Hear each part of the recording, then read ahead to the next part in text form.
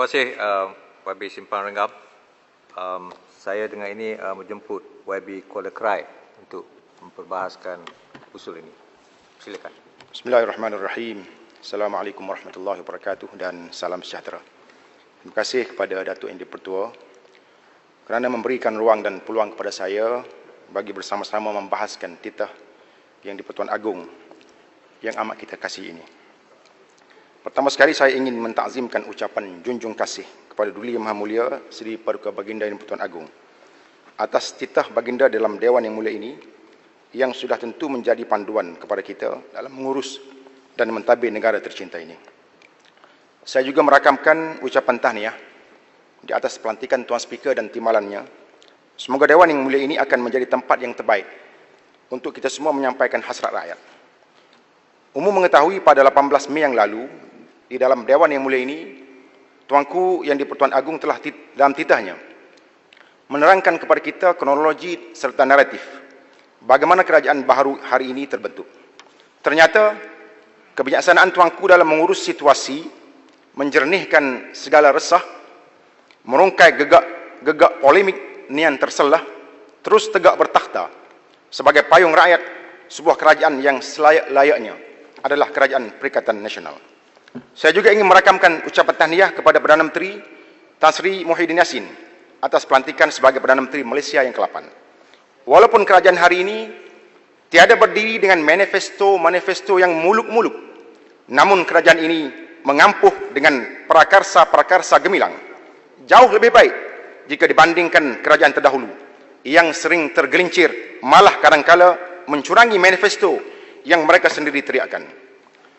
Datuk Yang di-Pertua, poin saya yang pertama ialah jasa dan budi frontliners dengan izin. Tahniah kepada Barisan Harapan.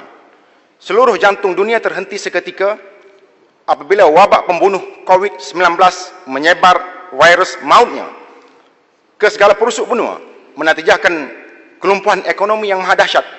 Bukan sahaja negara kita, malah adik kuasa dunia seperti China, Amerika serta Eropah tersungkur rebah, bersurut jatuh tiada bermaya. Alhamdulillah, setelah hampir 6 bulan Malaysia dapat mengawal wabak ini sewaktu keadaan banyak negara lain masih terkapai-kapai menduga mencari-cari azimat penawarnya. Saya ingin mengucapkan jutaan terima kasih kepada Barisan Harapan yang berhempas pulas menjadi benteng utama dalam mengekang wabak ini. Tahniah kerana anda telah menjadi wira yang sangat diperlukan. Perkara yang kedua ialah berkaitan dengan makanan negara. Krisis COVID-19 ini telah menyelahkan kepentingan untuk negara mengutamakan aspek rantaian dan keselamatan makanan negara. Kementerian Pertanian dan Industri Makanan perlu memainkan peranan penting untuk melaksanakan revolusi hijau Malaysia. Perubahan tumpuan utama terhadap penanaman komoditi berskala besar kepada penanaman, peternakan dan penghasilan bahan makanan berskala besar untuk mengurangkan kebergantungan negara kepada import bahan makanan. Penerokaan kajian-kajian terhadap baka, benih, baja, kawalan penyakit termasuk mengadaptasi revolusi industri 4.0 dalam industri pertanian dan pengeluaran bahan makanan perlulah dijadikan agenda utama. Seterusnya, program bank makanan yang telah dibuat sebelum ini di bawah KPDN HEP. Program bank makanan ini adalah usaha yang baik, namun sepatutnya merangkumi butiran yang lebih besar berbanding sekadar menjadi tempat untuk menyimpan dan mengagihkan bekalan makanan kepada golongan yang memerlukan. Justru, saya mencadangkan bank makanan ini perlu memberikan tumpuan terhadap pertama, kadar pengeluaran tanaman makanan. Yang kedua, keselamatan bekalan makanan. Yang ketiga, pembekalan benih dan baja yang berkualiti tinggi.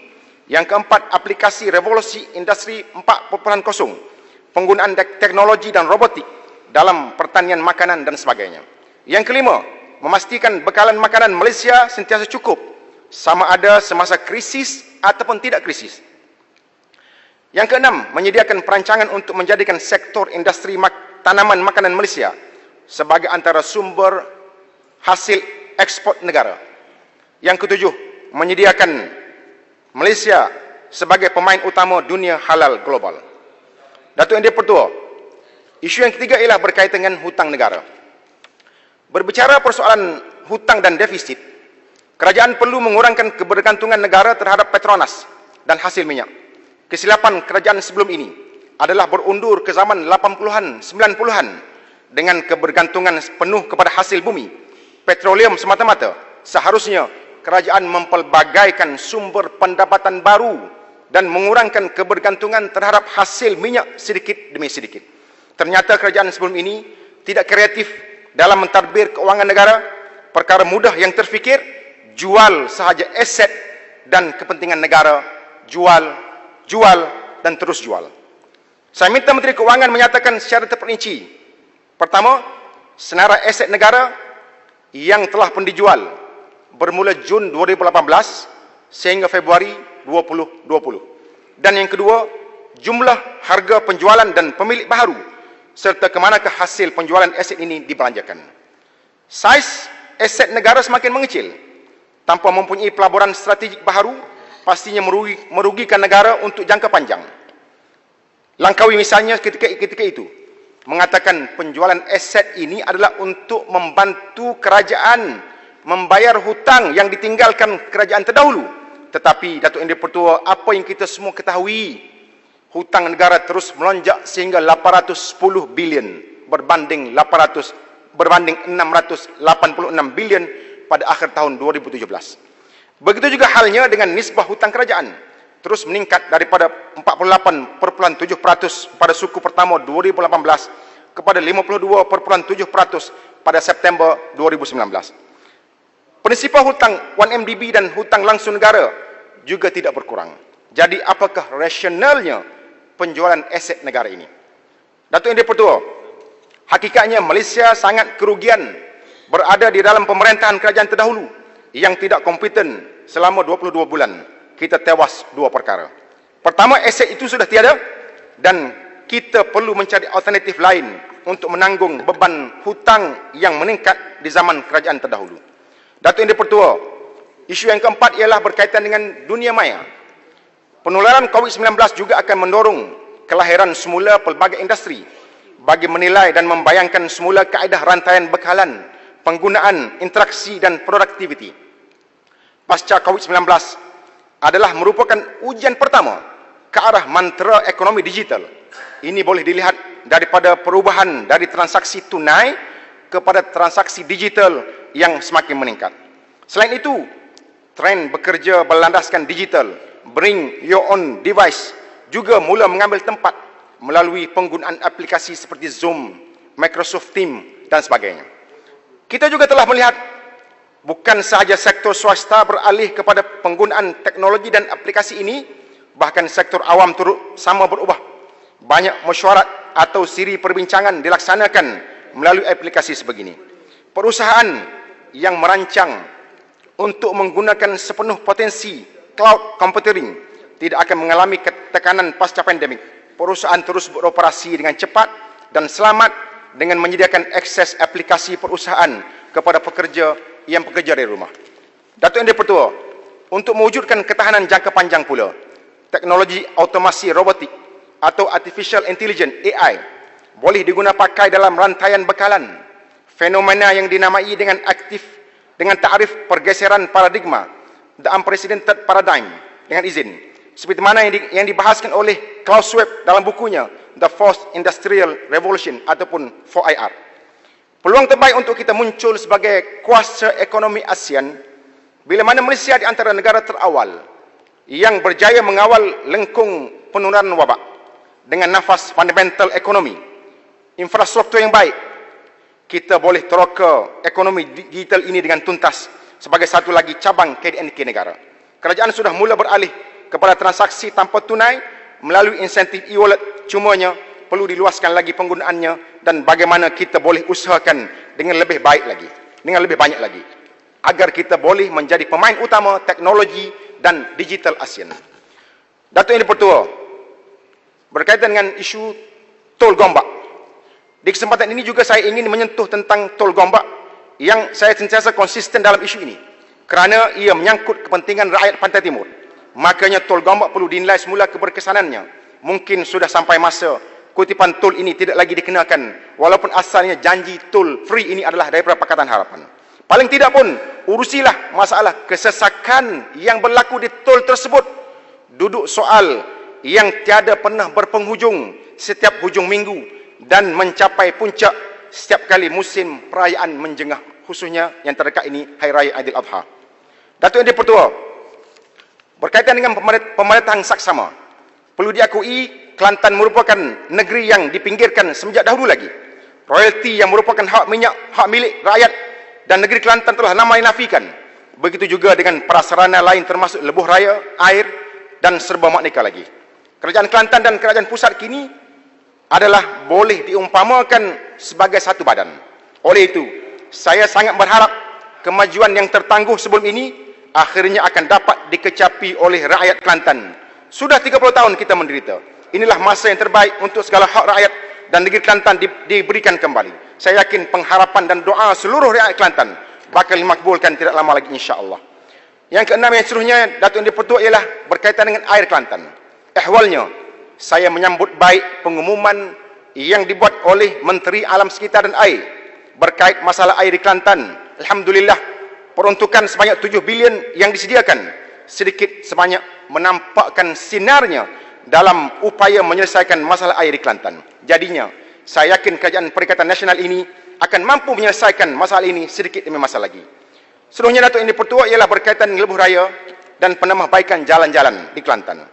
Menteri Ekonomi dalam pengumumannya pada 28 Jun 2020 berkata lebuh raya Kota Baru Kuala Krai dijangka akan siap sepenuhnya pada tahun 2024. Manakala lebuh raya Kuala Krai Gua Musang akan dimasukkan dalam RMK 12. Ternyata berita gembira ini meruntun jiwa setiap rakyat Kelantan.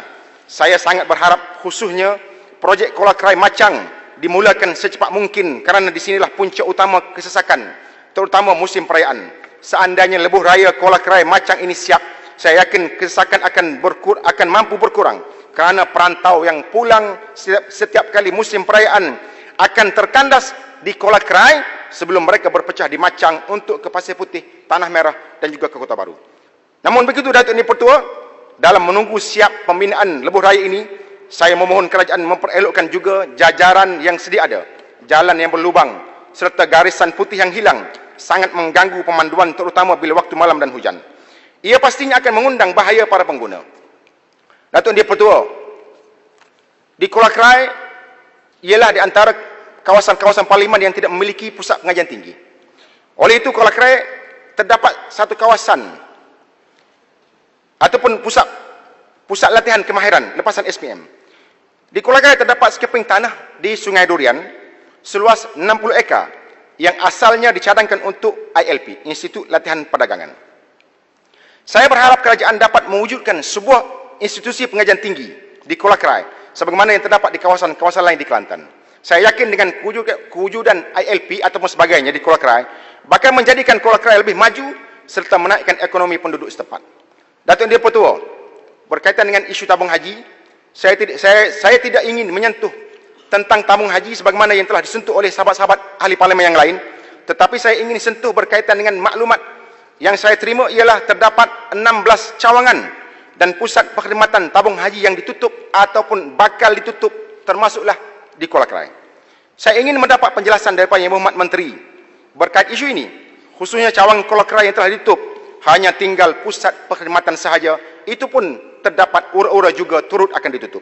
Saya sendiri, Datuk Yang di-Pertua, terpaksa berulang-alik ke cawangan Macang beberapa minggu lepas untuk membuka akaun anak saya dan terpaksa berurusan dengan van TH Community di tengah panas menterik matahari pada 7 hari bulan Julai yang lalu untuk mendaftar haji anak-anak saya. Ini contoh saya bagi. Kerana cawangan dan pusat perkhidmatan yang tidak lagi beroperasi. Ini contoh saya sendiri yang mengalaminya, bukan aduan daripada orang lain. Jadi saya sarankan agar perkara ini dinilai semula oleh pihak kerajaan, khususnya Menteri Agama, dan cawangan Kuala Krai khususnya dan lain-lain cawangan dapat dibuka semula dengan operasi penuh sebagai cawangan penuh bagi memudahkan rakyat Kuala Krai berurusan. Datuk Yang di-Pertua, berkaitan dengan isu ECRL, kerajaan PH sepanjang pemerintahan singkat mereka terlalu sibuk bermain dengan persepsi. Antaranya mereka memberi persepsi bahawa mereka dapat menyelamatkan wang rakyat dalam projek ECRL. Walhal pengurusan kos ini hanyalah semata-mata kerana beberapa stesen ECRL dibuang dari plan asal dan rangkaian rel kereta api dipendekkan. Akibatnya, rakyat Kelantan amnya dan Tumpat khususnya terus menjadi mangsa. Stesen Pangkalan Kubur dan Wakaf Baharu yang dikeluarkan dari perancangan asal merupakan stesen yang penting dan kritikal untuk pembangunan ekonomi rakyat setempat dan negara. Kedudukan stesen Tumpat yang bersempadan dengan negara Thailand bakal melonjakkan ekonomi Tumpat dan juga mengeratkan hubungan antara dua negara. Saya mengharapkan kerajaan hari ini tidak terikut-ikut bermain wayang seperti kerajaan PH terdahulu dengan mengembalikan projek ECRL ini ke plan asal sebelum kerajaan PH memerintah. Saya sangat percaya dengan mengembalikan projek ECRL ini seperti plan asal akan memberi manfaat besar kepada seluruh rakyat di negeri Pantai Timur. Datuk Yang di-Pertua, berkaitan dengan isu pemandu mabuk, saya tertarik dengan jawapan Menteri Pengangkutan minggu lepas bahawa kerajaan sudah bersetuju untuk meminda undang-undang dalam sidang kali ini, dan jika ia diluluskan hukuman yang berat terhadap pemandu mabuk ini, denda akan dikenakan sehingga 150,000 serta penjara sehingga 20 tahun. Serta lesen akan ditarik. Dalam masa yang sama, saya juga berharap kerajaan tidak melupakan kepada keluarga mangsa yang meninggal tersebut akibat dilanggar oleh pemandu mabuk ini. Adalah menjadi satu ketidakadilan seandainya mangsa dan keluarga yang dilanggar ini tidak mendapat apa-apa akibat kecuaian pemandu mabuk tersebut. Dalam isu ini, dalam Islam, terdapat bayaran diat yang mana keluarga mangsa diberi pampasan. Saya mohon kerajaan memasukkan bersekali bayaran diat ini agar keluarga mangsa juga turut terbela. Datuk Yang di-Pertua, berkaitan isu PTPTN, saya mengusulkan PTPTN bukan sahaja perlu mengkaji semula mekanisme bayaran balik dan kaedah memastikan pinjaman pendidikan yang diberikan dilunaskan semula oleh peminjam agar ia langsung tidak membebankan. Graduan yang tergolong dalam golongan pendapatan isi rumah B40 dan bawah M40 seharusnya layak mendapat pendidikan percuma dengan tidak perlu membayar pinjaman tersebut. Bukan sahaja pelajar yang mendapat keputusan cemerlang, PTPTN harus menuju kepada pendidikan percuma bersasar kepada golongan tersebut. Saya sangat berharap isu PTPTN ini tidak dapat diselesaikan.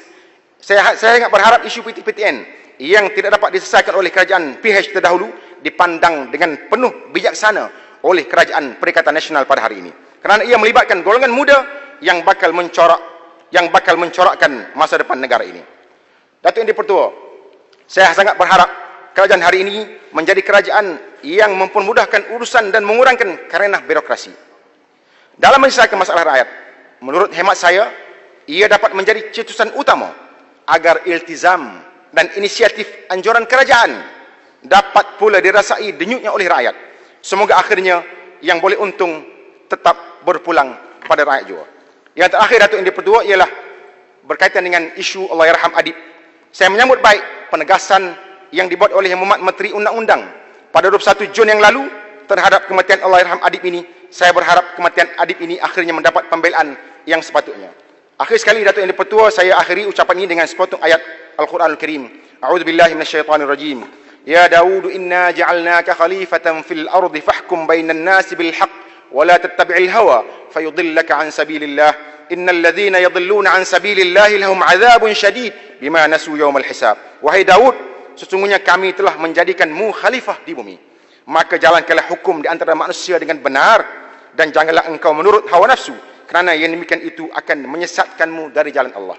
Sesungguhnya orang-orang yang sesat dari jalan Allah akan beroleh azab yang berat pada hari hitungan amal disebabkan mereka melupakan itu. Datuk Yang di-Pertua, saya panjatkan doa, moga-moga kerajaan baru ini akan menjadi kerajaan yang cakna rakyat, cakna amanah dan cakna kepada tanggungjawab yang diberikan. Terus tegak sebagai sebuah kerajaan yang meletakkan kepentingan rakyat sebagai keutamaan. Saya juga mendoakan saya juga mendoakan negara kita terus aman serta makmur dan berada dalam rahmat Allah Subhanahu wa taala. Akhir sekali, saya akhiri dengan pantun Kolakrai bermuara indah lagi mendamai. Sejahtera gemilang dalam restu lindungan Tuhan. Biarpun mendatang gemuruh, gelora, ribut dan badai, Malaysiaku nan tercinta akan tetap kita pertahankan.